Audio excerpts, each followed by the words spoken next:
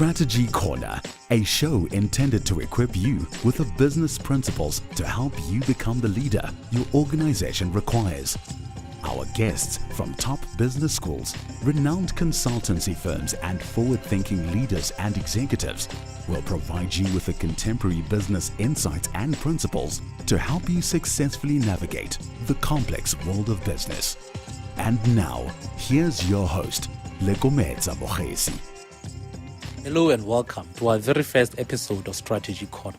I'm your host, Lekometsa Mogesi. First of all, let me introduce to you what Strategy Corner is all about. Strategy Corner is an educational platform that delivers mainly business and technology content via podcasting. Our African continent is moving at a very slow pace at becoming a knowledge-based economy, but we have a chance to change that because knowledge is now recognized as the driver of innovation, productivity, and economic growth. Our topics and guests will focus on the day-to-day strategic, tactical, and operational concept of an organizational life, from the theoretical to the practical applications of these concepts. So, if you are a student, an ordinary staff member, a manager, an executive, an entrepreneur, a consultant, an academic, there will always be a topic for you to listen to, contribute to, and learn from. In that way, we can all grow in knowledge together and be competitive locally as well as globally. I'm very excited about our first topic on strategy. Strategy is a word that has been thrown around for decades without a clear definition. In fact, it is said if you put 5 people in a room and you ask them about strategy, you get 10 different answers. Well, our guest in studio today, Buyani Zwane, will give us an answer to the question on strategy. Buyani is an inspirational speaker, network builder, educator, and leadership development facilitator. He serves as the CEO of Breakthrough Development Limited, a leadership development and business consultancy founded in 2000. Buyani is also a part-time lecturer at University of Pretoria's Gordon Institute of Business Science, GIBS, specializing in leadership, management, change and organizational development, and strategy implementation. He's a member of the University of Cape Town's Council, where he chairs the Honorary Degrees Committee. Buyani, thank you so much for joining the show. Well, thank you for having me.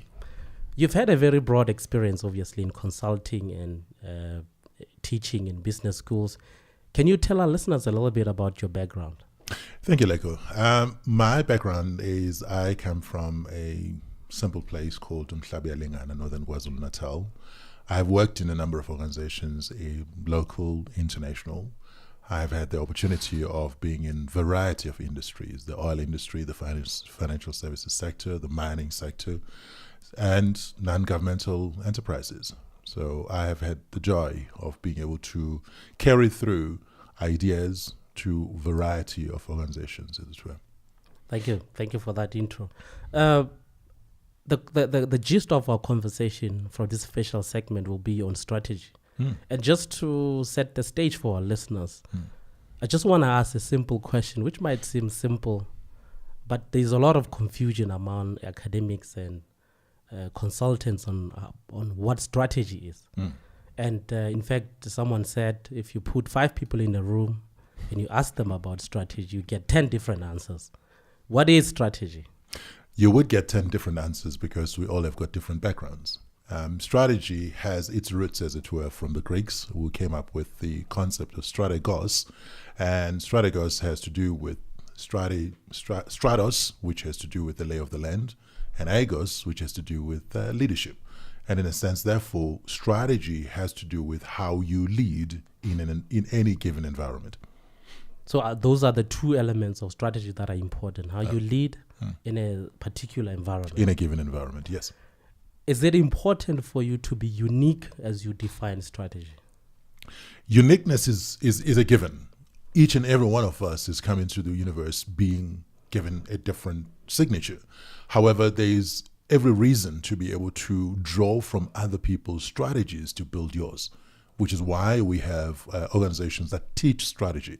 So, for instance, you would have particular models that get to be utilized in the design of strategy, in the formulation of strategy, in the execution of strategy.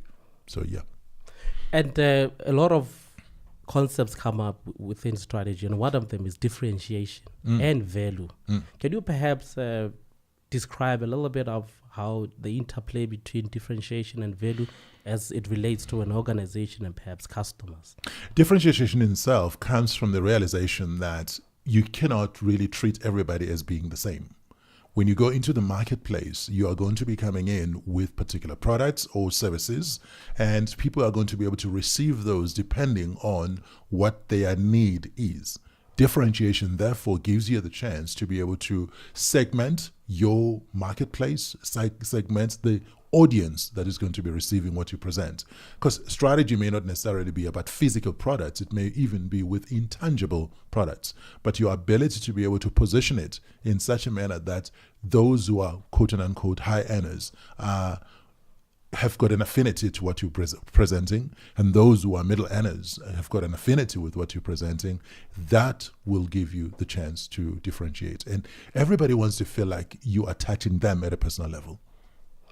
And there is sometimes a confusion between strategy and operational effectiveness as it relates to organizations. Yeah. And on the side of operational effectiveness, we have efficiency and we have other approaches like benchmarking.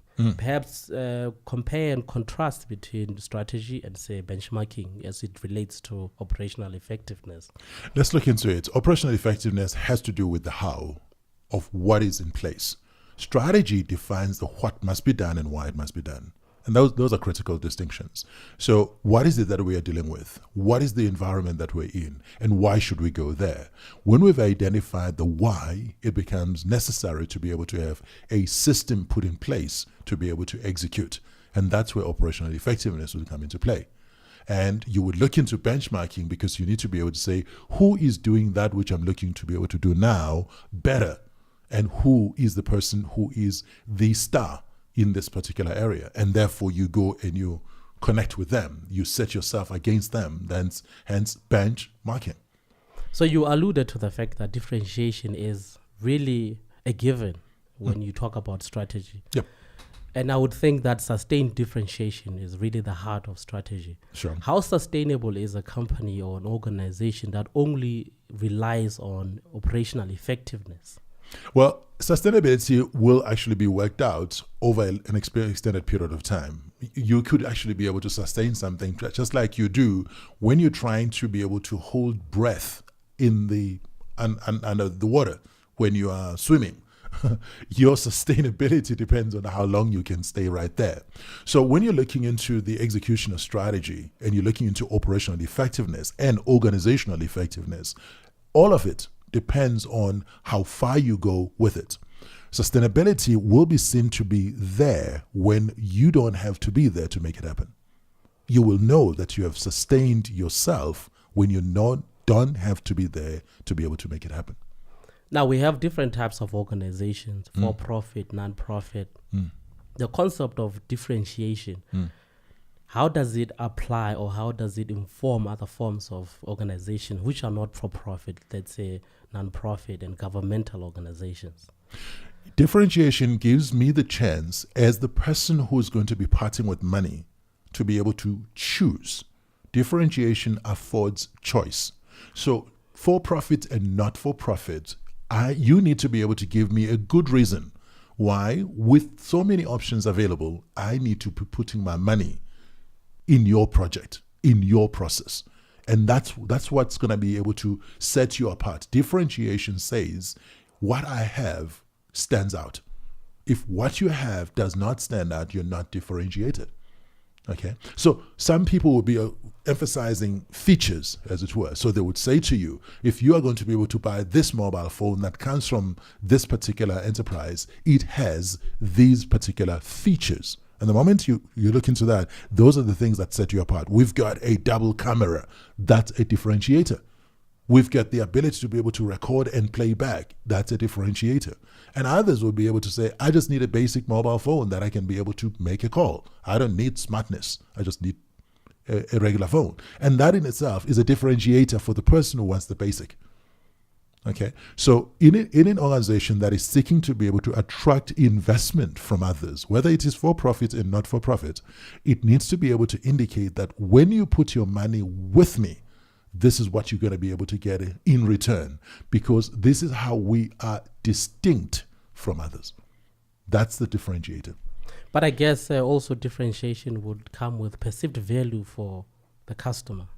Absolutely. Absolutely.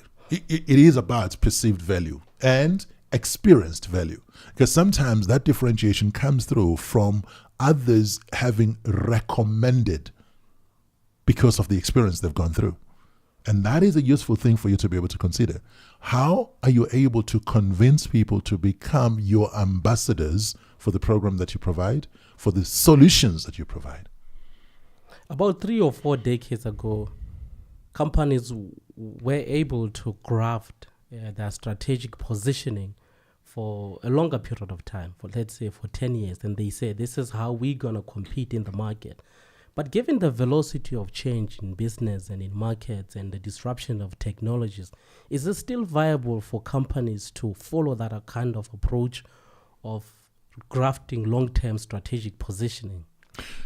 What is very interesting, Likometse, is that you will find that there are needs, as it were, to be able to think long-term. And you do think 30 years from now.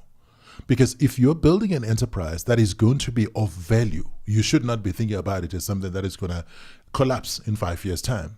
However, you need to be able to be agile and flexible enough to be able to refine your strategy going into the future. So, for instance, you could easily be able to say to yourself, our chosen market space, our chosen area of delivery is going to be in the communication space, in the communication environment. Now, what is it that you're going to be doing? And you can set a goal and you can set an objective that is going to be 10 years from now, and it will last beyond 10 years. However, you need to be able to be adjusting along as you go along. There used to be a time, for instance, when we had breaking news at 6 o'clock and everybody would gather around television at 6 o'clock. There used to be a time when breaking news was happening at 7 o'clock. Now news breaks virtually every second, right? But it does not say you should be able to get out of the communications business just because breaking news happens much more frequently than it used to be. All it means is that you've got to be able to adapt your system and your processes to be able to take advantage of the technological advancement. I'm sure you would agree with me that some of the brands that were very famous back in the 60s, 70s, like Kodak, were very much defeated by new technologies going digital when Kodak was normally film. But they failed to adjust to a fast-moving environment going into digital. What would be your advice to companies when it comes to the fast evolution now of technology, for example? Organizations such as Kodak actually invented what we now have as digital camera, digital imagery. They designed that. They brought that into the world. However, the leadership did not believe in it. And with the change in leadership, somebody shelved it and put it aside. The same thing happened when Nokia got into the world. Motorola had come through with the technology, but did not implement it. And Nokia took it over. We had the same thing with with Xerox. Okay, Xerox came into the picture because somebody had actually come up with the idea of making a photocopy, a copy of an existing page, right? But somehow the leadership in those organizations decided this is archaic, this cannot work, this cannot function. Way back in 1977, somebody said there is no ways anybody would want to be able to have a computer in their own desk, right? And it came from a founder of the then largest computer company. So it's not really a situation of the changes in technology ending up with organizations becoming extinct. It's the people inside the organizations being prepared to be able to go into the archives and pull out the information. Sometimes we have some grand thoughts and we don't share them widely, or the person who's sharing the thought does not convey it with so much conviction that others want to be able to buy into it. And as such, they end up being extinct when they could have been able to live on. So Kodak should still be here. We still talk about a Kodak moment. We just call it a selfie now, all right? Because Kodak was really about capturing moments. It's just like it took long for you to be able to get the actual print of that which had been taken. You know, the very interesting thing is that way back in the mid-1990s, there was an introduction of the concept called knowledge management. And institutions were to be able to ensure that there is a transfer of knowledge from one generation to the next. And that does not mean the generation as in 15 years, but generation of leadership. So if there is going to be a change in leadership, there has to be a handover of that which we have learned in the period. Okay? Because somebody who comes in after me needs to be able to build on that and not just destroy everything. Because you forget at your own peril, as has happened with these organizations that we've just spoken about. What becomes critical is for everybody to be able to look for ways in which we could be able to say something that was spotted way back in 1962 and became reality in 1968. It took a good 6 years to be able to get there. Somebody landed on the moon, and that was a giant step. But the same is happening in today's technology. Today's organizations are also opening up new things that had been thought to be impossible and unrealizable. What we're needing to be able to do is to give the next person the chance to be able to play on the ground that we've already prepared and go forward and go launch themselves into something that's bigger and better. Just on the last note, I think I'm getting a sense of there is a disjoint between strategy and leadership. Would you agree with that? There is. And that's the actual execution of strategy happens with leadership. The conceptualization of strategy happens with leadership.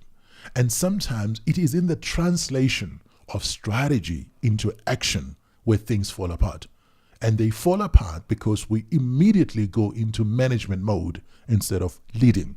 Because leading, again, is about inspiration. Leading is about influencing. And if we're not able to do that, the strategy falls flat.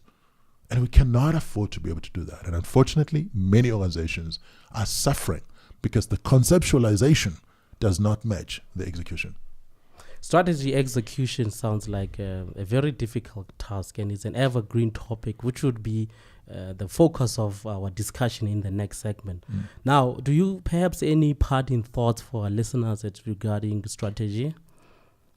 Most important thing is that when you're thinking strategy, you've got to be anticipating the future. Strategy means nothing if what you are presenting is what everybody else is dealing with. You got to be able to articulate the future before it happens. You got to be able to translate the future based on what you currently have and what is likely to be able to happen. There's a necessity for you to be able to create an alignment internally to the organization, to the situations that are coming your way. If you're not thinking about that, execution is going to fall flat. That is a great note to end. Thank you, Buyani, so much for coming into the show. In the next segment, we will be talking about strategy execution and how it relates to organizations, different kinds of organizations. Now, for the sake of our listeners who may want to get in touch with you to tap into your thinking and your frameworks, how do they get in touch with you? There are various ways of getting in touch with me through the social media. I am on Instagram, I am on Facebook, I am on Twitter, and all of those have got Buyani Zwane. So it's at Buyani Zwane, and you'll be able to access me on that. You can get onto our website, which is www.breakthroughdevelopment.co.za. You'll be able to pick up information from there. And if you require more services to be delivered to you, you can do that via solutions@breakthroughdevelopment.co.za. You can call us on Johannesburg 771-4231 or mobile 082-456-3122. I'm looking forward to a great session when we talk about strategy execution. I'm looking forward to that too. Thank you. That was Buyani Zwane, a part-time lecturer at University of Pretoria's Gordon Institute of Business Science. He's also a CEO of Breakthrough Development Limited, a leadership development and business consultancy company. He shared with us some of the fundamental principles underlying strategy. If you have any suggestions about the show or want to recommend any future topics and guests, please email me at lekometa@strategycorner.co.za. Thank you for listening. We hope you've enjoyed this episode and found the material to be of great value to you. If you'd like to get more information about Strategy Corner and the services we offer, please email info@strategycorner.co.za, lekometa@strategycorner.co.za. You can also follow us using the handle @Strategy Corner on Facebook, Twitter, and Instagram to get the latest on Strategy Corner. Till next time, goodbye.